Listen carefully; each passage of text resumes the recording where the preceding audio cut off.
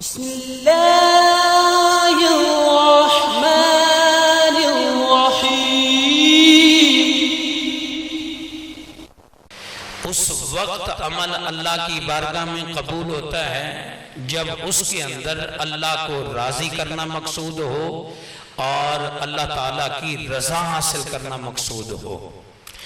یہ قربانی کا سبب بھی یہی ہے کہ صرف یہ نہیں ہے کہ جناب ہم نے گوشت کھا لینا ہے یا گوشت حاصل کرنا نہیں، بلکہ اس کے اندر یہی ہے کہ وہ جانور رکھے جو اس کو خود بھی اچھا لگتا ہو تو اللہ کو بھی اچھا لگے گا۔ اونٹ 5 سال کا، گائے بھینس کی عمر 2 سال کی، بکرے کی عمر 1 سال کی، یہ شریعت مطہرہ نے مقرر کی ہے۔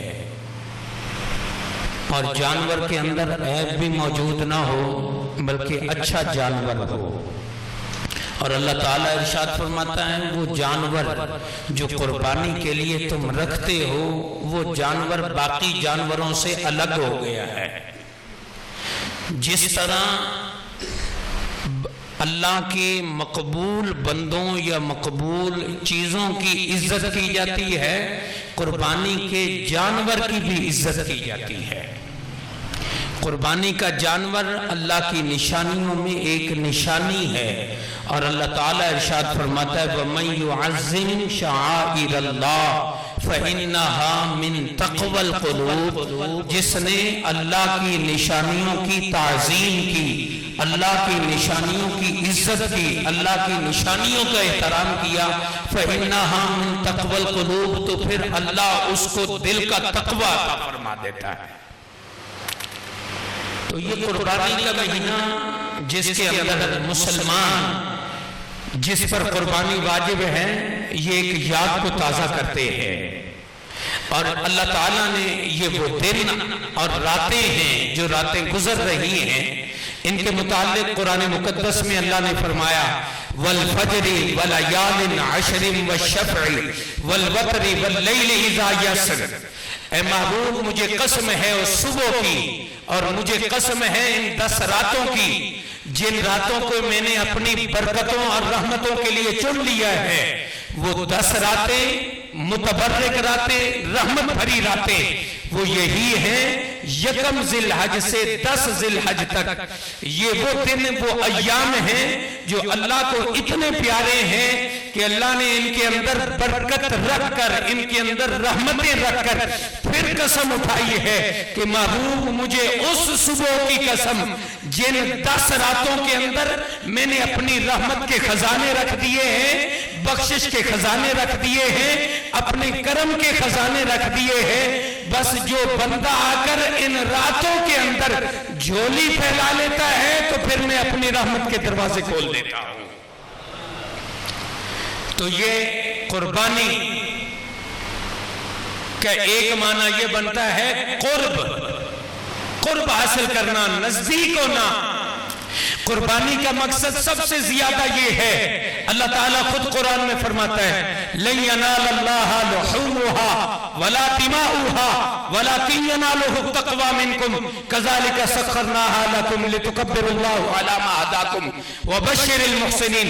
فرمایا اللہ تعالیٰ کو تمہارے گوشت کی ضرورت نہیں ہے، اللہ تعالیٰ کو تمہارے خونوں کی ضرورت نہیں ہے، وَلَكِنْ يَنَالُهُ التَّقْوَى، اللہ تمہارے دلوں کی نیتوں کو دیکھ کر اور تمہارے دلوں کی پرہیزگاری کو دیکھ کر اور تمہارے دلوں کے جذبے کو دیکھ کر دیکھتا ہے کہ کس کے دل کے اندر میرا پیار اتنا ہے کہ وہ کہتا ہے یا اللہ مجھے دنیا اور دنیا کی دولت سے پیار نہیں ہے، جب تیرا نام آگے ہے یہ تو جانور ہے، میری جان بھی تیری بارگاہ میں حاضر ہے۔ قربانی کا ایک معنی یہ بنتا ہے کہ صرف جانور تک محدود نہیں رہنا۔ آج کے جمعۃ المبارک میں 2 پہلوں پر مختصر گفتگو کروں گا۔ قرب کیسے حاصل ہوتا ہے؟ قرب کے لیے پہلی شرط یہ ہے کہ نبی کریم علیہ السلام کا غلام ایمان کا ہونا ضروری ہے، اور پھر تلاش کرے خوب سے خوبصورت جانور جو اس کی آنکھ کو اچھا لگے، دوسروں کو اچھا لگے. جب یہ لوگوں کے دلوں میں اچھا لگے گا تو اللہ کی نظروں میں بھی اچھا ہو جائے گا. ایک صحابی رسول تھے، انہوں نے بڑا بلند و بالا مکان بنایا تھا، بڑا 3-4 منزلہ بنا لیا. سرکار دو عالم علیہ الصلوۃ والتسلیم وہاں سے گزرے، فرمایا اچھا یہ مکان سے پیار کرتا ہے. سرکار کی بارگاہ میں پہنچا ہے، سرکار نے چہرہ اقدس پھیر لیا. اب صحابہ سے پوچھا کہ بھائی بظاہر تو میں نے کوئی بے ادبی نہیں کی. کہا آپ کے مکان کے متعلق پوچھا تھا. اب یہ بھی نہیں کہ حضور کی بارگاہ میں سوال عرض کر دیتا حضور اگر آپ کو پسند نہیں ہے، فوراً اٹھا دربار رسالت سے اور اس مکان کو ملیا میٹ کر دیا. پھر سرکار گھر کے لیے یا کام کے لیے تشریف لے گئے تو دیکھا تو فرمایا تم اپنی دولت کو ان کاموں پہ تو خرچ کرنے کے لیے تیار ہو، کبھی اللہ کے لیے بھی حاصل کر لیا کرو. دوسرے صحابی کے متعلق ہے، انہوں نے انگوٹھی پہن رکھی تھی سونے کی، سرکار نے ناپسند فرمائی، فوراً بیر پھینک دی. یہ بھی نہیں ہے کہ گھر میں کسی کو دے دے. تو ان کے نزدیک جو رسول اللہ کی نظر میں پسند نہیں ہے وہ اس چیز کو اپنے پاس رکھنا پسند نہیں کرتے تھے. اس کے لیے آج مختلف حیلے اور بہانے ہیں. اللہ تعالیٰ ارشاد فرماتا ہے کہ لوگوں یہ قربانی کے جانور ہیں، ان کا احترام کرو. وَلَلْقَلَائِدَ فرمایا جو ان کے گلے کے اندر رسی ڈل جاتی ہے اللہ اس کے بھی احترام کرنے کا حکم دے دیتا ہے، اس کے بھی احترام کرنے کا حکم دیتا ہے. اور پھر قربانی کے لیے لازم ہے کہ مسلمان کے لیے ہمدردی رکھے، مسلمان کے لیے کہ جذبہ رکھے. اسلامی تاریخ میں قربانی خود اور غریب مسلمانوں کے لیے گوشت کھانے کا نام قربانی ہے. کھاتے یہ ہیں اور اللہ گناہوں کو معاف فرما دیتا ہے، اللہ تعالیٰ گناہوں کو معاف فرما دیتا ہے. نبی کریم صلی اللہ علیہ وسلم نے ارشاد فرمایا جس انسان کے اندر ہمت موجود ہو، ہمت تو بہت ساری ہے لیکن اسلام کے لیے شریعت کے لیے ہیلے بھی بہت سارے ہیں. اب سب سے پہلے تو یہ لازم ہے کہ ہمیں سوچنا چاہیے کہ صاحب نصاب کتنا بندہ ہوتا ہے. 52.5 تولہ چاندی یا 7.5 تولہ سونا، کئی چیزیں ملا کر اگر انسان اتنی مال و دولت جس میں ضرورت سے کپڑے الگ کر لے، باقی کپڑے بھی موجود ہیں، برتن بھی موجود ہیں، یا جانور یا زمین یہ چیزوں کا مالک ہے تو صاحب نصاب ہے. اگر قربانی ادا نہیں کرے گا تو اگلا سال تو قسمت میں ہے لیکن قبر میں اس کی معافی نہیں ملے گی، قبر میں اس کی معافی نہیں ملے گی. اس کے لیے لازم ہے کہ وہ قربانی اس پر واجب ہے، وہ قربانی ادا کرے اور قربانی ادا کرنے کے بعد اللہ کی رضا حاصل کر لے. اسلامی لحاظ سے 2-4 باتیں عرض کروں گا. اسلام کی تاریخ میں پاکستان سمیت تو 4 بن جاتے ہیں ورنہ 3 خطبے تسلسل سے پہلی مرتبہ ہے اسلام کی تاریخ میں. سرکار کے اعلان نبوت سے اس تاریخ تک. اب ایک تو تنقیدی پہلو ہے، وہ کبھی کبھی آ جائے مزاج میں تو کر لیتے ہیں. لوگ تو 2 خطبوں سے ڈرتے ہیں، اب 4 کا کیا بنے گا. لوگ تو 2 خطبوں سے ڈر جاتے ہیں نا کہ 2 خطبے آ گئے اکٹھے تو کیا بنے گا. اب انہیں تو خبر سنانی چاہیے کہ اب تو 4 لٹک گئے ہیں. 3 سعودی عرب میں اکٹھے ہوں گے تو چوتھے دن پاکستان میں خطبے شروع ہو جائیں گے. آج خطبہ ہے، کل حج کا خطبہ ہوگا میدان عرفات میں، پرسوں عید کا خطبہ سعودیہ میں ہوگا، اس سے اگلے دن پاکستان میں عید کا خطبہ ہو جائے گا، تو یہ خطبے زحمت بن کر نہیں آتے بلکہ اللہ کی رحمت بن کر آتے ہیں، اور خوش نصیب لوگ اللہ کے ذکر کے اندر شامل ہوتے ہیں۔ اور پھر یہ قربانی جس کے لیے میں نے پہلے عرض کر دیا کہ اس کا معنی یہ ہے کہ اللہ کی رضا حاصل کرنا، بندہ سب سے پہلے جس کی قربانی ہے وہ لازم ہے کہ اپنے ہاتھ سے ذبح کرے، اور جو مشترکہ ہوتے ہیں وہ بھی قریب کھڑے ہوں، اور اگلی بات ایک جذبہ پیدا کرے کہ یا اللہ آج تو اس جانور کی ضرورت ہے، کل کو اگر شریعت مطہرہ کو میری جان کی بھی ضرورت ہوئی تو میں پیچھے نہیں رکھوں گا۔ اب ذرا اندازہ کیجئے، اگر وجود کے کسی حصہ میں تکلیف ہو تو نیند آ جاتی ہے؟ بولیے، تکلیف آنکھ میں ہوگی پورا وجود بے سکون ہے، ایک ہی آنکھ میں ہے نا، پورا وجود بے سکون ہے، تکلیف پاؤں میں ہے پورا وجود بے سکون ہے۔ مسلمان امت مسلمہ میں مسلمان کی طاقت بھی یہی ہے۔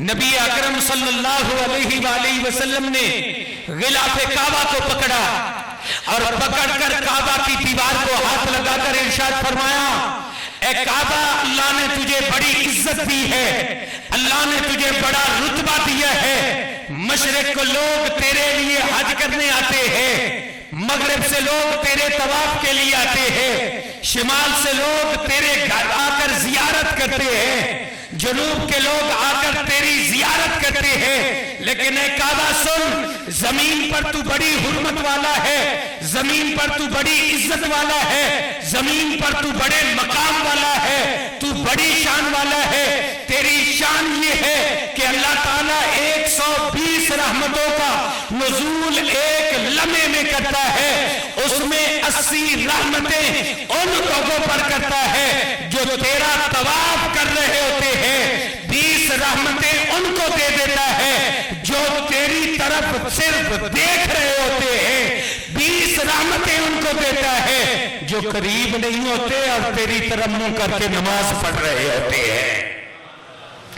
اتنا حرمت والا مقام کہ 24 گھڑیوں میں جس گھر کا طواف نہ رکے، جس کے اندر عبادت نہ رکے، نماز کے وقت جب طواف رکتا ہے تو آسمانی فرشتے آ کر طواف شروع کر لیتے ہیں۔ آج سرکار نے دیوار پکڑ کے کہا بڑی عزت ہے، بڑا مقام ہے، لیکن سن لے ایک مسلمان کی عزت، بولیے بولیے ذرا، ایک مسلمان کی عزت، ایک مومن کی عزت تجھ سے صرف ایک مرتبہ نہیں کہا، فرمایا 1000 درجہ زیادہ رکھتی ہے۔ ایک مومن کی عزت، مومن کسی درخت کا نام نہیں ہے، مومن کسی پھول کی خوشبو کا نام نہیں ہے، مومن کسی عطر کا نام نہیں ہے، مومن یہ ہے جو دوسرے مومن کے لیے درد رکھے، جو دوسرے کی تکلیف کو اپنی تکلیف محسوس کرے، جو دوسرے کے غم کو اپنا غم محسوس کرے، جو دوسرے کے مقام کو اپنا مقام عطا کرے۔ آج امت مسلمہ میں بڑا زور دیا جاتا ہے اسلام کے احکامات پر، دینا بھی چاہیے جناب والا، آج بڑا زور دیا جاتا ہے نماز پر پڑھنی چاہیے، جو نہیں پڑھے گا سرکار فرماتے ہیں کہ جس نے من ترک الصلاۃ جان بوجھ کر نماز کو ترک کیا اس نے کفر کیا ہے۔ قرآن کہتا ہے وَأَقِیمُوا الصَّلَاةَ وَلَا تَكُونُوا مِنَ الْمُشْرِکِینَ، نماز قائم کرو مشرکین میں سے نہ ہو جاؤ۔ مومن اور کافر کے درمیان فرق کرنے والی عبادت نماز ہے، مومن اور کافر کے درمیان عزت اور بے عزت کا نام نماز ہے، مومن اور کافر کے درمیان بہترین جو فرق ہے وہ اللہ کی عبادت ہے. لیکن سن لیجئے، یہ اللہ کی عبادت یہ ہے کہ اگر تم نماز پڑھ رہے ہو اور کسی مسلمان کو ہو جائے تکلیف، بولیے کسی مسلمان کو ہو جائے تکلیف، نماز چھوڑ اور مسلمان کی ہمدردی کر. آج تو مر رہے ہیں، کوئی خبر نہیں ہے. اندازہ کیجئے آج کشمیر میں کیا ہو رہا ہے. کیا کشمیر کو اس لیے سزا ملتی ہے کہ وہ جناب والا عیسیٰ علیہ السلام کا کلمہ پڑھتے ہیں؟ آج کیا کشمیر کے اندر مسلمانوں کا نام مٹایا جا رہا ہے؟ آج کشمیر کے اندر مسلمانوں کی غیرت سے کھیلا جا رہا ہے. آج کشمیر کے اندر مسلمانوں کے سینے میں سیدھی گولی ماری جا رہی ہے. کیا کشمیر میں سکھ کوئی نہیں رہتا؟ کیا کشمیر میں عیسائی کوئی نہیں رہتا؟ کشمیر میں دوسری قومیں کوئی نہیں رہتی؟ کبھی آپ نے سنا ہے کہ کشمیر میں کسی سکھ پر زمین تنگ کر دی گئی ہے کہ وہ سکھ مذہب سے تعلق رکھتا ہے، ہندو مذہب سے تعلق نہیں رکھتا؟ کشمیر میں کسی عیسائی پر اس لیے زمین تنگ کر دی گئی ہے کہ وہ کشمیر پر جو ہے پیر تو رکھتا ہے، اس کا تعلق عیسائیت سے ہے، ہندو مذہب سے نہیں ہے. آج کشمیر کے اندر کسی ایسے یہودی کو سزا دی گئی ہو اس نیت پر، اس مقام پر کہ یہ جناب والا موسیٰ علیہ السلام کا کلمہ پڑھتا ہے. سکھ آزاد ہو، یہودی آزاد ہو، عیسائی آزاد ہو، مسلمان کا گھر سے نکلنا بھی مشکل ہو جائے، مسلمان کے لیے دکان پہ جانا بھی مشکل ہو جائے، مسلمان کے لیے جو ہے اپنی عزت کا بحال رکھنا بھی مشکل ہو جائے. صرف یہ بتانا مقصود نہیں کہ کشمیریوں کا کلمے کی وجہ سے ہے. ایک وقت یہ تھا کہ جناب والا روم کے اندر بیٹھا ہوا ایک عیسائیوں کا بادشاہ کے سامنے امیر المومنین حضرت عمر کا نام آ گیا. جب عمر فاروق کا نام آیا لرز گیا، کانپ گیا. نام سن کر اپنے ایک سفیر کو بلایا، کہا جتنے دن لگے سواری بھی لے کر جاؤ، ذرا یہ تو بتاؤ کہ مسلمانوں کا حکمران کون سا مقام رکھتا ہے جس کا نام سنتے ہی آج میں لرز گیا ہوں. اندازہ کیجئے اس وقت روم میں تو کوئی مسلمان نہیں تھا، اس وقت ہند میں تو کوئی مسلمان نہیں تھا، اس وقت عراق میں تو کوئی اتنے مسلمان نہیں تھے، گنتی کے مسلمان تھے، لیکن ان کے اندر جذبہ جہاد زندہ تھا. جذبہ جہاد زندہ تھا. انہیں پتا تھا کہ جولائی کا مہینہ تھا اور 1922 تھی. جو سرزمین آج تنگ ہے مسلمانوں کے لیے، یہ 1922 کو بھی اس نے داستان رقم کی تھی. لوگ صبح کے وقت کرفیو سے سامنے جو ہے کرفیو ہے کفار کا، مسلمانوں نے خود غسل کیے اور کفن پہن کر جب میدان میں نکلے، صبح کی اذان کا وقت ہوا تو مؤذن نے کہا اللہ اکبر، سینے میں گولی آ گئی، وہ شہید. پھر دوسرے مؤذن نے وہیں سے دوسرے لفظ کو لیا اللہ اکبر، وہ شہید. تیسرے نے پھر تیسری مرتبہ کہا تو اس کے سینے میں گولی، تیسرا شہید. چوتھی مرتبہ اللہ اکبر ہوا، چوتھا مسلمان شہید. اشہدو ان لا الہ الا اللہ پانچویں نے کہا، پانچواں شہید. اور پھر چھٹے نے دوسری مرتبہ اشہدو ان لا الہ الا اللہ کہا، چھٹا شہید. لا الہ الا اللہ تک 22 مؤذنوں نے جانے دے دی لیکن اذان نہیں رکنے دی.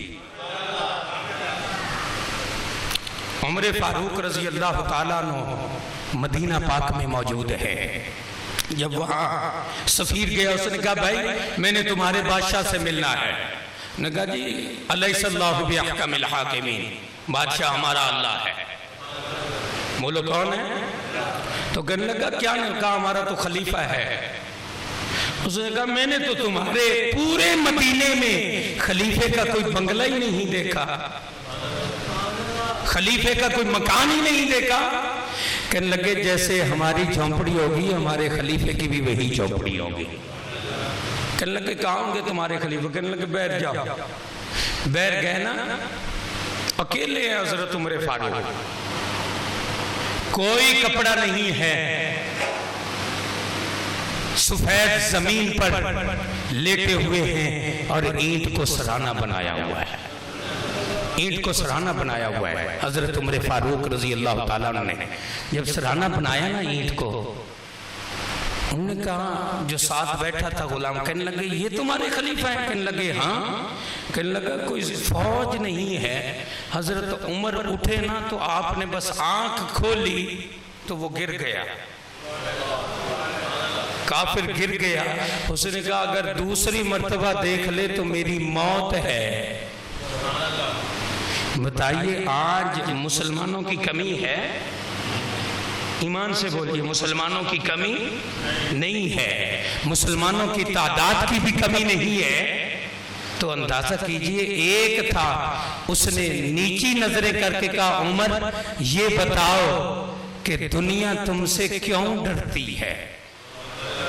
اے عمر یہ بتاؤ دنیا تم سے کیوں ڈرتی ہے؟ حضرت عمر فاروق نے فرمایا میں اپنے رب سے ڈرتا ہوں، میں اپنے رب سے ڈرتا ہوں تو دنیا مجھ سے ڈرتی ہے۔ کہا تمہارا خوف کیا ہے؟ کہا میرا رعب اور خوف اللہ نے عطا کیا ہے، اس لیے عطا کیا ہے، سرکار فرماتے ہیں ایک مومن 1000 کافر پر بھاری ہے، 1000 کافر پر ایک مومن بھاری ہے۔ آج امت مسلمہ نے اپنے اندر سے جذبہ جہاد کو جڑ سے نکال دیا ہے۔ کوئی دوسرا مرتا ہے تو کہتے ہیں اس کی باری تھی، اگر کہیں کوئی جو ہے ہو رہا ہے تو ان کی باری تھی۔ اور اگلی بات، میں صرف ان جلسے جلوسوں کا بھی قائل نہیں ہوں، یہ نہیں ہے کہ ایک جگہ بندے کو پانی کی ضرورت ہے دوسری طرف انہیں کہے تو زندہ باد اور مردہ باد ہے، یہ کون سی ہمدردی ہے؟ ایک بیمار ڈاکٹر کے پاس مر رہا ہے اور وہ ڈاکٹر کہتا نہیں یار ابھی تو میں نے ناشتہ کرنا ہے، ناشتے کے بعد آپ کے پاس آؤں گا۔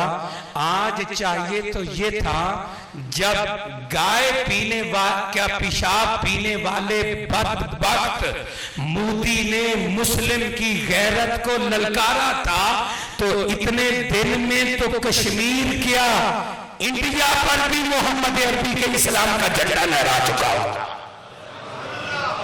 انہیں پتا ہے کہ یہ چند نعرے لگائیں گے، یہ آپس میں لڑے مریں گے۔ آج ضرورت اس چیز کی ہے کہ اپنے اندر وہ جذبہ جہاد جو اللہ تعالیٰ کے پیارے حبیب نے عطا کیا تھا، جس کی صرف 2 مثالیں عرض کر کے معروضات ختم کروں گا۔ حضور کے ایک صحابی تھے، ایک پاؤں نہیں تھا، 4 بیٹے کے باپ ہیں، چاروں بیٹوں کو لے کر غزوہ میں شامل ہوئے۔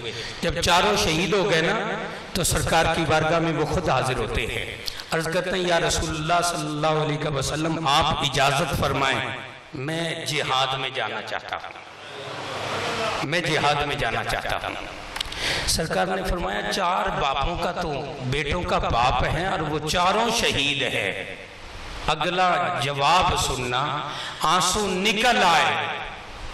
عرض کیا یا رسول اللہ اگر اللہ سوال کر لے میرے بندے جب میرا حکم تھا تو نے اپنی جان کو پیارا سمجھ لیا تھا، حضور عذر کی کوئی بات نہیں ہے، آپ اجازت دیں دشمنوں سے جا کر سینے پہ تیر کھا کر اللہ کی راہ میں جان دے کر قیامت تک آنے والے مسلمانوں کو ثابت کیا کہ وجود سلامت نہ ہو، ایمان کی سلامتی کی ضرورت ہے، ایمان کی سلامتی کی۔ اور دوسرا غزوہ تھا، اس وقت بڑا ایک آسان اعلان ہوتا تھا، بڑا آسان، اور وہ کرتے حضرت بلال تھے، کہتے تھے آؤ لوگو جنت میں چلے، کیا کہتے تھے؟ آپ لوگ جنت میں چلے، تو انہیں پتہ چل جاتا تھا کہ جنت کا ٹکٹ سے مراد جہاد ہے، تو پھر سینہ تاک کر جاتے تھے۔ اشراق کی نماز پڑھی، لوگ نام لکھوا رہے ہیں، ایک بی بی ہے جس کی گود میں دودھ پیتا 6 ماہ کا بچہ ہے، کپڑے میں لپیٹ کر نبی کی گود میں رکھ دیا، کپڑے میں لپیٹا اور سرکار کی گود میں رکھ دیا۔ یہ قربانی بھی ہے۔ آج تو ہمیں سارا کچھ پیارا ہے نا، لیکن ایک بات مسجد میں بیٹھ کر ذاتی عرض کرنا چاہتا ہوں، نہ کر، اللہ لے لے گا، یا بیماری پر لے گا، یا تھانے میں لے گا، یا کچہری پہ لے گا، ان ساروں کے لیے ایک ہی اس کو آج تھوڑے دے دے، اس کے بدلہ میں وہ ساری بلائیں ٹال دے، ورنہ وہ لے لے گا۔ اسے لینا آتا ہے، ایسے لینا آتا ہے شاید کسی کو خبر بھی نہ ہو، بالکل لینا آتا ہے۔ جو سیدھے راہ نہیں دینا چاہتے خود اٹھا کر پھرتے ہوتے ہیں، اور اس وقت کہتے ہیں کوئی نہیں، سارا کچھ چلا جائے، یہ بچ جائے۔ جب وہ شہزادہ آیا نا، حضور نے فرمایا بی بی دم کر دوں، پھوکا ماروں؟ حضور نہیں، فرمایا کیا اس کے لیے کوئی الگ انتخاب ہے؟ کہا نہیں۔ کہا کیا ہوا؟ کہا حضور عورتوں کو تو میدان میں جانے کی اجازت نہیں تھی، میرے پورے قبیلے میں میری نشانی یہی 6 ماہ کا بچہ ہے۔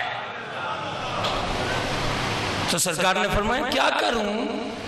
میدان میں ایک اور کو یہ جو ہے بچہ جو ہے وہ مصروف رکھے گا؟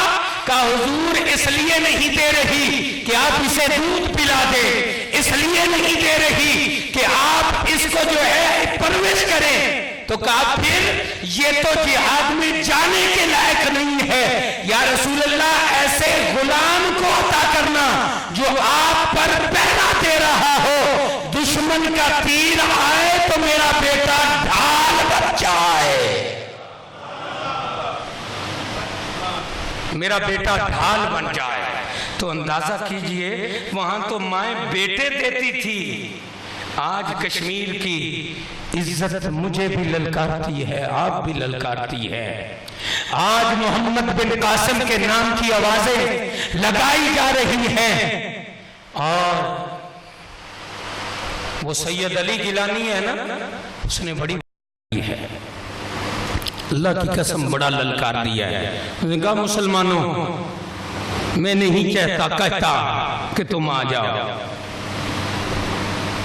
بوڑھا آدمی ہے، 80-85 سال عمر ہے، لوگ پکڑ کر جاتے ہیں، اور میں نے کانوں سے سنا وہ انڈیا کے ہندو فوج کو کہتا ہے ہم پر اس طرح نہ کہو، ہم محمد عربی کے امتی ہیں، ہم چھپ کر جانے والے دینے والے نہیں ہیں، ہم تو حسین کے غلام ہیں، اپنی اور بچوں کی جان کے نذرانے میدان میں دیا کرتے ہیں۔